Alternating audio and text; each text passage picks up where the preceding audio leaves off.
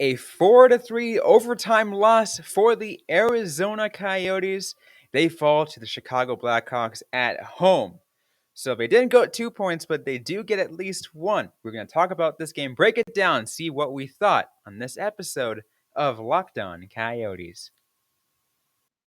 You're Locked On Coyotes, your daily podcast on the Arizona Coyotes, part of the Locked On Podcast Network, your team every day.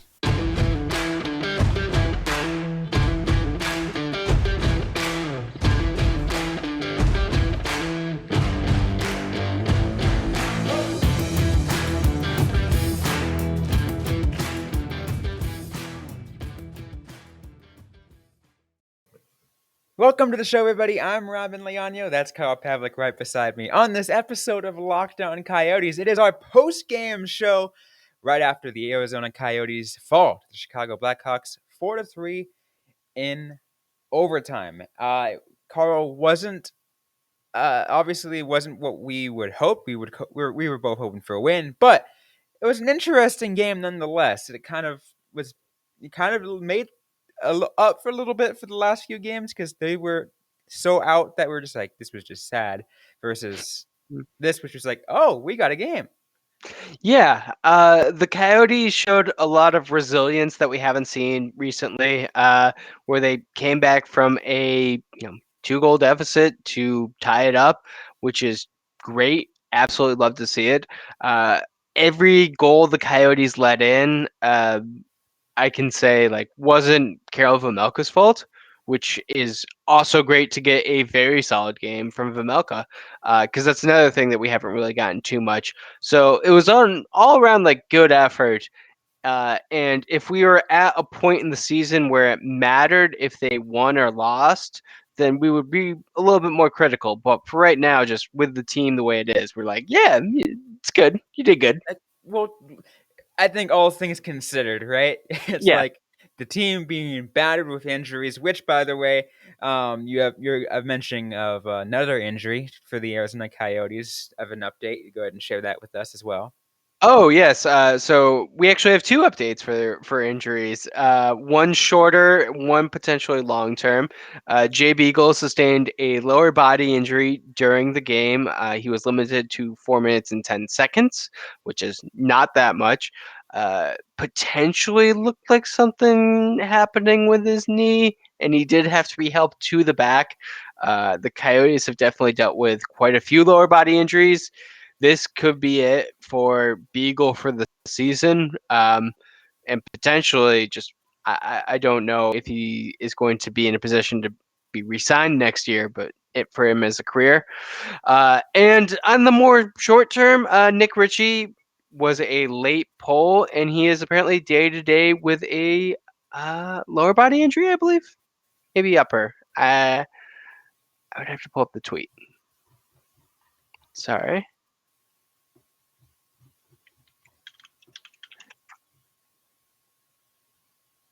Upper body injury. Sorry. There you go. Upper body injury. But anyways, as I was getting though, despite those injuries, two players being out, two more players being out from the Arizona Coyotes, I like the word that you use. They were resilient in this game. They didn't come out with the win, but the resilience they showed is huge, because that's part of what we're talking about is when a team takes an early lead, and in this case, the Blackhawks took a 2-0 lead in the first period. It seemed like that's something that earlier this month, that's something that would kill the Coyotes' confidence, and they just wouldn't do anything. And this game was different. Obviously, yes, it's the Chicago Blackhawks. It's a different team than any of the other teams they played earlier this month, but I think it still applies.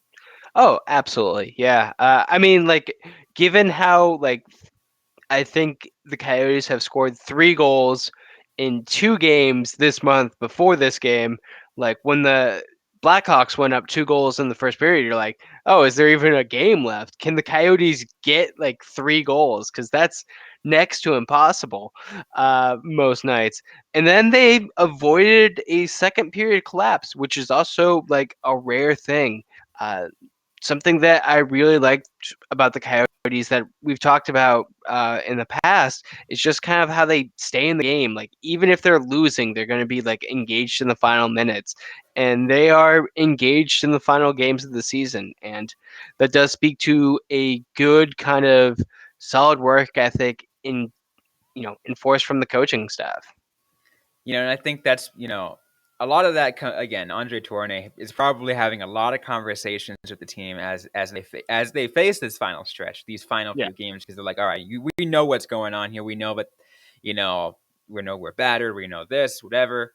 And he's probably giving them, all those tips. 'Cause again, this is a really young team. They yeah, have a lot to learn. And it's good that they have a coach who's worked with young players for most of his career.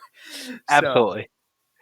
Yeah, and I mean, especially when you look at like kind of the makeup of this team, there is a lot of young players, a lot of Tucson Roadrunners players too, and then like a lot of veterans on the other end of things, and you kind of need someone who can talk to both and kind of mitigate that. Like, I'm sure he is having a lot of very difficult conversations that I would not want to have. Like, there's a reason I am not a coach of a team. Like those sound very tough.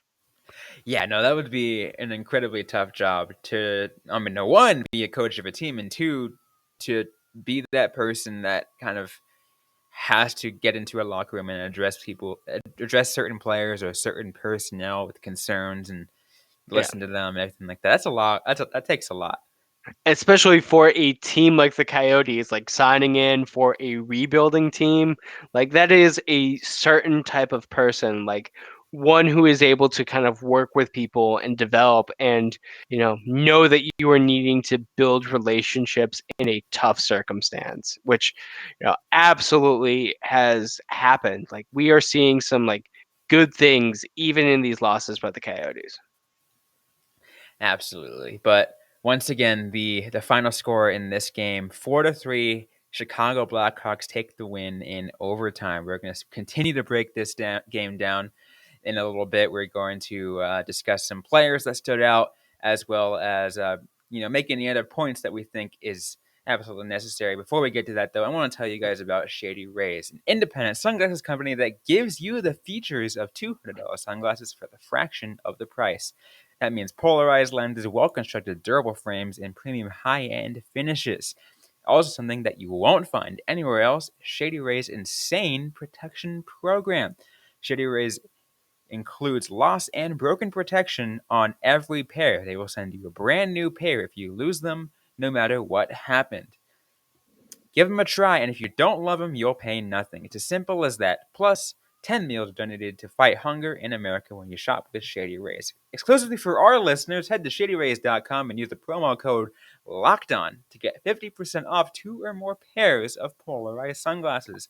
That's the code LOCKEDON for their best deal of the season, 50% off 2 or more pairs of Shady Rays sunglasses.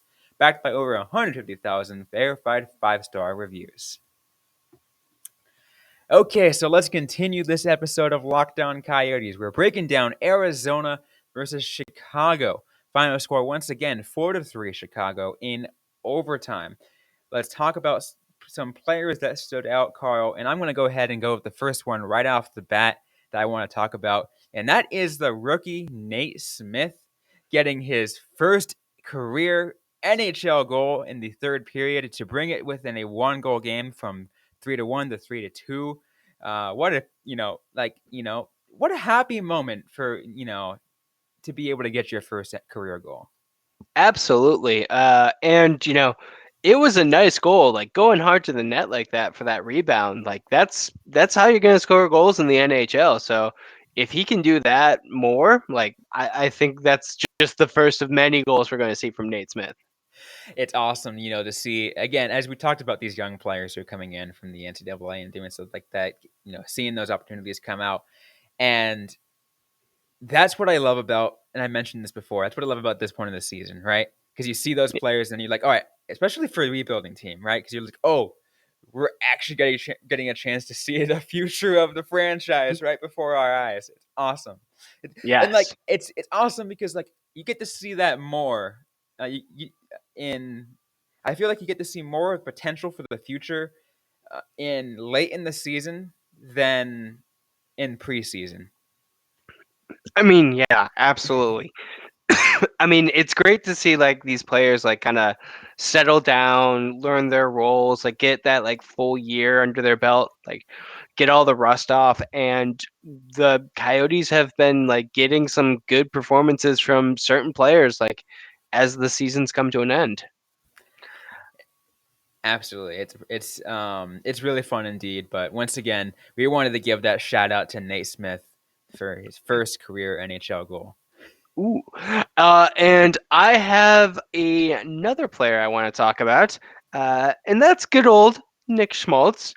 2 assists on the night, a primary assist on Barrett Hayton's goal, like really good wraparound attempt, and then a secondary assist on the Strålman tying goal, giving him 31 or assists this season.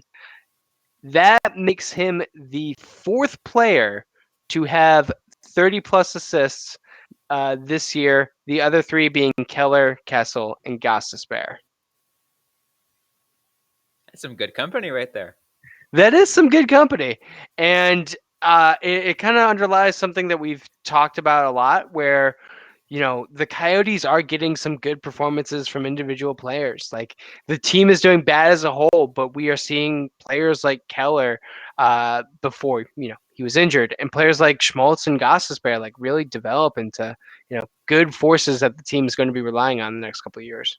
And it goes back to the theme that we were kind of going on before the season began, and everybody on this team has something to prove. Most of Mm-hmm. these players, that they're something to prove is I want to play for another NHL contract. In the case of the players that you mentioned, these guys are like, I want to make sure I am, have it like that I am worth what I'm being paid. One, and two, that I can be an integral part of this rebuild. I can be a part of this franchise in the future. Yeah, I mean, Keller was the biggest lightning rod for topics of discussion for his contract, and he had just one of the best seasons we have seen from a Coyote in a long time. But probably second on that list was Nick Schmaltz. We don't really talk about him as much because everyone was always talking about Keller. But Schmaltz has had a very solid season, hitting the 20 goal plateau, hitting the 30 assist mark. Like these are like good accomplishments on a year where his center has mostly been Travis Boyd. And that's Yeah, no offense to Travis Boyd, but like these are kind of things that you would have maybe expected if he had like a franchise center. absolutely. It's pretty fun to to see all that, and again, going to all that is seeing all the individual performance. 30 assists on top of his goal count too. Like that's he has a solid season. And that's awesome to see. It's again, it's great for the future for this team, right? Because again, we want it, and obviously I'm going to freaking keep saying that, right? Anything that you see what's good is good for the future of this Coyotes. Yeah, there are very few things that are good just for the moment because so much of this Coyotes franchise is about the future. The one maybe really good individual, Phil Kessel, uh, also had 2 assists, and he had his 40th and 41st. So 41 assists for Phil Kessel. Very impressive mark, and kind of something that we've hinted at throughout the year. He has shifted from a goal scorer to still being able to really set up players. I think some teams are going to be kicking themselves for not taking a chance on him. Right? And I think that's and this is all things considered, I mean, with the how the late in this season gone for Phil Kessel, right? Yeah, you yeah, know, he's like obviously he's not feeling good at not getting traded, but he's still making the most of it and doing what he can. Because now he knows that if he's able to play at least one more year, just a few more games, yeah. he can catch up to uh, to Yandel's record. Do, do you think he like signs on with a team with the intention of only going to the record, or do you think he wants to go for another full year? I think he wants to go for another full year. Okay. I think. I mean, a lot of players want to go for that, go for those high records and stuff like that because that's just on their mind. But some of them still want to play no matter what. Yeah.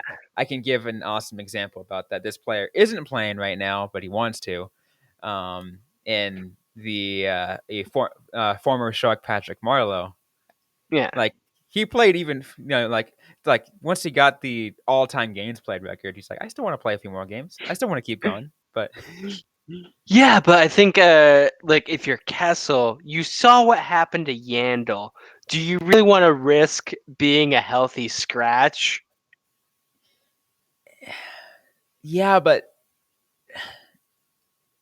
I mean, he, professional athlete, so he probably has it like ingrained in his personality to risk that. okay, yeah. But There's a couple things, and I think I think in his mind it's let's see how high he can get it, right? How yeah, high he can get it, no matter what. Honestly, I'll be real with you. No one's gonna touch it, right? Because to these days is you don't get Ironmans anymore. I mean, Keller was on an Ironman until his leg broke. So there are still Ironmans. They are definitely not as common, but I think that's Well, just I'm like I'm it's talking hard to about get that. these. Talking about this level of Ironman. We're Yeah. not gonna get a player who can get that many games in a row. Like, Yeah, I mean, especially just with the way the NHL has been the past decade, with shortened seasons and lockouts and all of that. Like, uh, it's gonna be if tough to if those string together if those games. shortened seasons didn't happen, imagine where some players would be in terms of games played and like Yeah, and goals scored, and just it was things could have looked completely different. uh I wonder what the Coyotes would have looked like that COVID year if they would have made the playoffs. Because they made it because of the The bubble. bubble restructure. Yeah. I thought they were starting to fall apart. Yeah, But there is a chance they could have rebounded. I do not remember how tight the standings were. I do remember them being like, I don't know. I don't think the Coyotes would have guaranteed made it. It would have been definitely a harder risk than beating the Predators in a play-in round. fair enough. Fair enough. Anyways, though, we still got more to get to on this episode of Lockdown Coyotes. We're gonna wrap things up as we finish up this conversation as Arizona Coyotes fall to the Chicago Blackhawks 4-3 in overtime. We're gonna get more to that in just a moment, but first, a quick word from Carl. So I have a message from our friends at BetOnline. BetOnline.net is your number one source for all your betting stats and sports information. You can find all the latest sports developments, league reviews, and news, including this year's basketball playoffs and the start of the Major League Baseball season. BetOnline is your continued source for all your sports wagering information, from live betting to playoffs, esports, and more. Head over to the website today or use your mobile device to learn more about the trends and action. BetOnline, where the game starts. I do need to apologize to our friends at BetOnline because I said 6.5 for the over under is ridiculous. What happens? 4-3 overtime win. So Just yeah. over, just over. Oh my god. So this is why you should trust Bet Online, because They it was know because they know the trends. Because yeah, they know it the was the trends. most embarrassing prediction I think I've had this season. Hey, it happens to the best of us, right? Yeah. It happens to the Yes. best of us. But let's get more into this though. First of all, I have to give one more shout out. You mentioned him in the beginning of this episode in Karel Vejmelka. He had a 36 save game, and obviously he didn't get the win. But oh my god, like that dude was freaking like stretched so far out that like he he was a workhorse. Yeah, he made some absolute killer saves. The two goals that he let in the first period, both of them were rebounds. Like the Coyotes need to do a much better job at like cleaning up the front. And then the second period goal was a ridiculous bounce off of Schmaltz's skate. Cannot blame him at Yeah, all. Like this is one of those games where like I get people are frustrated with him right now. I do not think he is playing his best hockey. I think he could probably just like do better if he sat a couple of games, but we're just beyond that. But this was a good indicator of like what he has been for most of the season. it has been. Still not his best game. Obviously, uh, we've talked about his best games. Yeah. Those are like oh my god, this is the kind of Kurobe Milka we want to see. We're not going to see it every night, but oh my god, this is amazing. Yeah, I mean, and to be fair to him, his best games also have the team playing moderately well in front of him. Uh, Yeah. Although, let's be fair, they have hung him out to dry a couple times, and he has still stolen games. So, I gotta think. Against Winnipeg in November, yeah, right? That was the 1-0 shutout one win. 45 plus that save. was that was his first 45 plus save. Yeah, I think he Game. has 4 on the season. Yeah, 4 or 5, something like that. Yeah, Like which is absolutely ridiculous. yeah. Um, It goes to show like the quality of his play when he is playing his best, and just like how the team can just turn into a shooting gallery if things go right. wrong. Yeah, absolutely. I think one more thing regarding Vejmelka, I think there was earlier this week it was mentioned, but I think the uh, Karel Vejmelka has the like in terms of for the Coyotes got the like most starts for a goaltender rookie since like the beginning of beginning of the last decade, right? I mean, yeah, that fits. I'm trying to think who would even come close for that.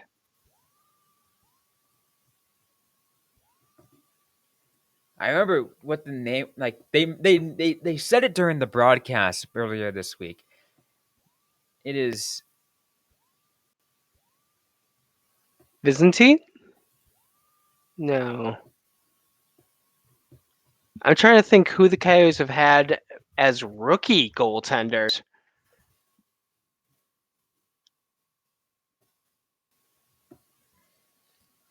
I gotta take a look at who it was if I can remember.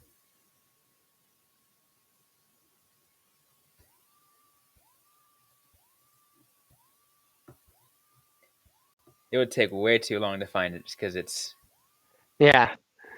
We'll just tweet that out after the episode for if you're curious, because that is an interesting stat. You are definitely gonna have to get back. But I yeah, know, I know. I heard it, and I know it's not true that Karove Moka is the most starts for a rookie goaltender for the Arizona Coyotes. yeah. I just got to figure out who he beat out because the name is just escaping me right now, and it's ridiculous. I'm just like, I wish I had this on me right now. I mean, it's definitely before my time in really watching or covering the team, because, like I said, I don't think the Coyotes have had a lot of rookie goaltenders in the past couple years. They tend to be like more about rehabilitating past goaltender trauma. Uh, we saw that with everyone from Mike Smith, who somehow is doing phenomenally in Edmonton, to Darcy Kemper, who I do not think the Kings really valued at all, and now he is doing amazing things in Colorado. Absolutely. So, goaltending in general, with the Arizona Coyotes, is just awesome. Just Yeah, awesome to talk about, right? yeah, yeah, definitely. Like I know things are not ideal with the Coyotes goaltending right now. I get it. I think they're going to need to make some big moves, but just kind of it's the end of the year. I don't think too much can really be done to improve things much more. Absolutely. But anyways, one more thing I want to discuss with all you guys. So the Arizona Coyotes get the 1 point in this after with the OT loss, puts them at 50 standings points. Now I kind of want to go circle things back because we still have a bit to discuss, and that is the Coyotes. Again, their worst season was back that 2015 season, before that year when they ended up getting the third overall pick. Yeah. 56 points. That was their lowest, in a full season, and they're at 50 now. Yeah. So, and they have 5 games left. These 5 games are against the Washington Capitals, the St. Louis Blues, the Minnesota Wild, the Dallas Stars, and the Nashville Predators. I don't know about you, Robin. I'm pretty sure the Coyotes are going to set a new record for their worst season. Yeah, it's probably going to happen. And that was part of what I discussed at the beginning of the year with the bold predictions that we all did with the rest of the Locked On NHL channel. Yeah. And I said that they are on track for a historically low point total. And here we are. Historic. I will say that you would have been wrong if they did not suffer from some of the worst injury luck I have seen befall a hockey team. Yes, let's be real about that because and I think Craig Morgan, for example, he said that made the perfect tweet out earlier this week. It's like let's be clear that the Coyotes' collapse at the end of this season is not rebuild centric. It is, and I'm of course paraphrasing here. It is all injuries, and I'm like, Yep. yes, yeah. There's no way that they would have finished this season this poorly if you know they didn't get all those injuries to end up. Yes, absolutely. Like the Coyotes are currently the worst team in the NHL. Like you said, they have 50 points. The Montreal Canadiens have 51. So just 1 point ahead. They are probably not going to get many points to end the year. But like if Clayton Keller was still playing, if Jacob Chikrin was playing, if Lawson Krause was playing, I do think that they would, maybe not be like much higher, but definitely more points than 51. They would have gotten one more win than they have now. Yeah, and it would have been they would have stolen some games. Let's say Yeah. that they would have stolen something. I So I mean, absolutely. Like so much of what we have been like missing from this team, both offensively and defensively, are those players. Like just like, yeah, the Coyotes are missing someone to like stand in front of the net and power plays. Lawson Krause isn't there. The Coyotes are missing someone to do everything. Clayton Keller is not there. The Coyotes are missing their other defenseman who, that's Jacob Chikrin. Although we didn't really mention him too much, and we're running out of time. Anton Strålman had a phenomenal game, got the Coyotes' third goal. He has honestly been, like, other than Goss Despair, the best Coyotes pickup from this offseason, I would say. and it's awesome because you think about what Bill Armstrong has been doing, right, and getting some of these picks, and he's been like he's been doing a great job setting up this rebuild and getting certain players who can hold down the fort for the short term and make it like less depressing. It's still a depressing season, yeah, Yeah. but make things interesting with these players. And they're gems too. They're like gem finds because like you're like, oh, Strålman or oh, Gossespierre, like what do they have left? They're overpaid. We don't, or like they just don't have anything left in them. Like what do they have to offer? And then they pull that kind of stuff out. Yeah, and I mean, it's the opportunity. It's what we keep talking about. Like the reason why so many of these players are willing to like take a chance on the Coyotes is because they are taking a chance on themselves. Exactly. Absolutely. But we'll end on that note as we discuss, well, I mean, like, because we'll get more into rebuild talk and also like that during the off season when we have a lot of time. Because we will have a lot of time in the off season. Yeah, and by off season you mean like 2 weeks from now. Exactly. After the end of next week's games. Yep. It is just now like it continues to surprise me how quickly it's coming up. Absolutely. But we'll end on that note. I will give you guys a teaser before we close things off, just to let you know that you'll want to you'll want to tune in Saturday night for a bonus episode that we're gonna have. It's gonna be a live episode. Both Carl and I are gonna be at Gila River Arena to break down the Arizona Coyotes versus the St. Louis Blues. Mm-hmm. Yep. It'll be an exciting time. You guys will definitely want to tune in for that. Um, it'll be the first time we do a show together in the same location. Yep. Yep. First time we are together in the same location talking about hockey. It'll be fun. It will be fun indeed. You will not want to miss it. Anyway, that is it for today's episode of Locked On Coyotes. Hope you guys like what you heard. If you did, don't forget to leave a review, like, comment, subscribe if you yet to already. We're able everywhere you get your podcasts, including on YouTube. Don't forget to find us on social media. We're on Facebook, facebook.com/LockedOnCoyotes, on Instagram at LockedOnCoyotes, and on Twitter at LO_Coyotes. I am personally at Robyn_Leano. Carl Pavlik is Carl Pavlik FFH. Interact with us, ask us a question, we might answer them right back, or on a future episode of the Locked On Coyotes podcast. Thanks again, everyone, for listening to today's episode. Hope you guys are staying safe out there. Hope you guys are staying healthy. And don't forget to howl on.